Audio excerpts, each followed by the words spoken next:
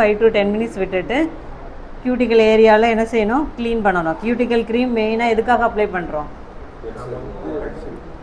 நெயிலோட ப்ரொடெக்ஷனுக்காக, nail growth help பண்ணுறதுக்காக, debts எல்லாம் remove பண்ணுறதுக்காக, மெயினாக ஃபங்கஸ் இன்ஃபெக்ஷன் வராமல் தடுக்கும்.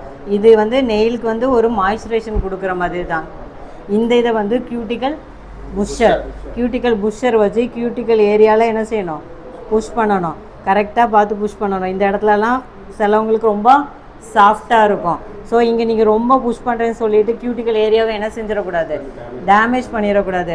மைல்டாக என்ன செய்யணும், கியூட்டிக்கல் ஏரியாவில் கியூட்டிக்கல் க்ரீம் வச்சு புஷ் பண்ண முடிச்சும் அதில் உள்ள டெட் செல்லாம் என்ன செஞ்சு வரும். இந்த பாருங்கள், கியூட்டிக்கல் ஏரியா நல்லா ஓப்பன் ஆகி வருதா, இந்த ஓப்பன் ஆகி வரும். இந்த ஏரியாவில் மைல்டாக என்ன செய்யணும், புஷ் பண்ணி அதுக்கப்புறம் என்ன பண்ணுறோன்னா கியூட்டிக்கல் க்ரீமை ரிமூவ் பண்ணிவிட்டு கியூட்டிக்கல் கட்டர் வச்சு